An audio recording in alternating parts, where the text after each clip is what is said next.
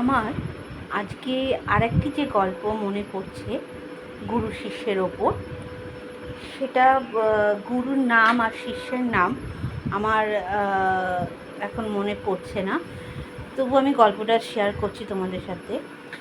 সেটা হলো যে এরকমই, এর আগের ভিডিওতে আমি যেমন বললাম যে গুরু সন্দীপনের আশ্রমে যেমন গুরু সন্দীপন আর তার শিষ্যের সম্পর্কে যেমন আমি বললাম একটা গল্প, আমি যেটা জানতাম সেটা শেয়ার করলাম তোমাদের সাথে। সেরকমই ওইরকম সময় আরও একটি এরকম গুরু ছিলেন, যার আশ্রমে খুবই বড় গুরু ছিলেন, যার আশ্রমে ওরকম সব শিষ্যরা থাকতো, তার গুরুদের সেবা করত, শিক্ষা নিত, গুরু আশ্রমে নানান রকম কাজ তারা করত। এবং কেউ তারা রাজা হবে, কেউ মন্ত্রী হবে, কেউ রাজার ঘরের ছেলে, কেউ মন্ত্রীর ঘরের ছেলে, কেউ সাধারণ চাষির ঘরের, কি অন্য কোনো জায়গা থেকে তারা এসছে। তো তারা সবাই একসাথে তাদের ব্যাচে গুরুমশাইয়ের কাছে বসে তারা শিক্ষা নিতেন। এবার সবাই তো শিক্ষা নিচ্ছে, কিন্তু তার মধ্যে একজন শিষ্য ছিল যে শুধু মানে শিক্ষার দিকে যত না তার নজর ছিল গুরুর প্রতি, গুরুর সেবা করব, গুরুর সেবার প্রতি তার নজরটা বেশি ছিল।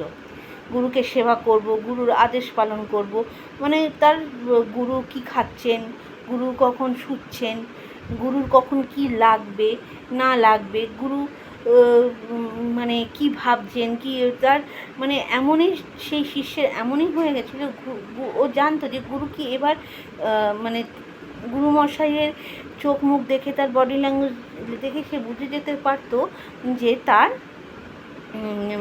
এখন কি দরকার বা সে কী করতে পারে। সেই মানে শুধু গুরুকে নিয়েই সে তার প্রতি, গুরুর প্রতি তার এতটাই ছিল যে সেটাই সে করতে বুঝে যেত। শুধু গুরুর প্রতি, গুরু কী করবেন, গুরু কী করবেন, সেইটাই সে করে ভেবে যেত।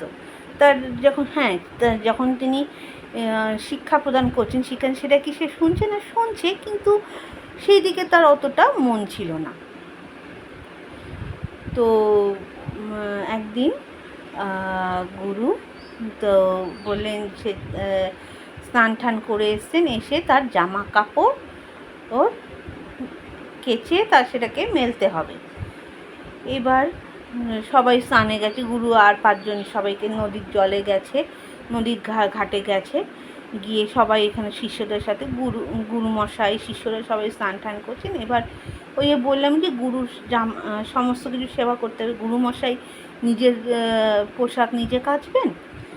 তো সেই শিষ্য তাকে, সেই যে বিশেষ শিষ্যটি ছিলেন, সেই শিষ্য তার জামা কাপড় কেচে ধুয়ে ঠুয়ে দিচ্ছে সেই।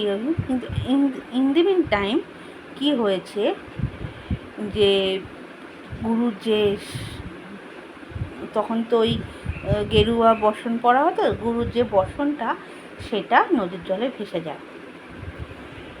এবং তখন সেই সময় ওই বান আসে, বানের তোড় আসে বা জোয়ার ভাটা এরকম একটা কিছু বান আসে। তো সবাই এবার কেউ তো যাচ্ছে না, গুরুর ওরকম বসন ভেসে যাচ্ছে, কেউ তো যাচ্ছে না। তখন যে শিষ্যটি যে শুধু গুরুর সেবাতেই তার মনোযোগ ছিল, সেই শিষ্যটি কি করলো, সে গুরুর নাম নিয়ে সোজা নদীর ওপর দিয়ে হেঁটে চলে গেল। গিয়ে সেই বসনটা নিয়ে যেদিকে ভেসে গেছে সেই দিকে নদীর ওপর দিয়ে হেঁটে চলে গেল।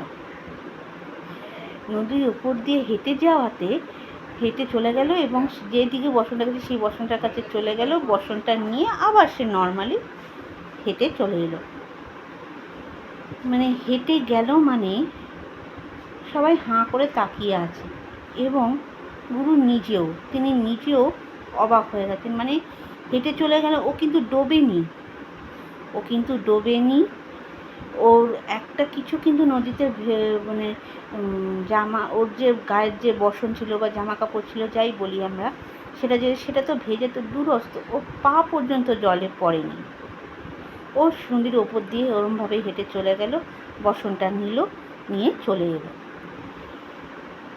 মানে যেটা মজার বিষয় বা অবাক করার বিষয়, ও যেখানে পা রেখেছে, ওই যে যেখানে ওরা স্নান করছে ওই যে ঘাটে, সেই ঘাট থেকে আর যেখানে যেদিকে বসনটা চলে গেছে, ভেসে গেছে, ওই বসন অবধি যেখানে ও পা রেখেছে একটি করে পদ্ম ফুটে উঠেছে। একটা করে ও পা গিয়ে ও যে গেছে এবং যে ফিরে এসছে, প্রতিটা পদক্ষেপে একটা করে পদক্ষেপ ফেলেছে, একটা করে পদ্ম ফুটে উঠেছে। সবাই দেখে তো হতবাক। মানে আমরা যে শুধু গুরুর কাছে শিক্ষা নিচ্ছি সেটাই কিন্তু মূল না, গুরুর প্রতি ভক্তি শ্রদ্ধাটাও মূল ব্যাপার। গুরুর প্রতি যদি তার শিক্ষাটাকে যদি আমরা সত্যি নিজের মতো আত্মস্থ করতে পারি, তার প্রতি শ্রদ্ধা, ভালোবাসা, প্রেমটাকে সত্যি নিজের মধ্যে আত্মস্থ করে সেটাকে প্রকাশ করতে পারি, তার থেকে বড় আর কিছু হয় না।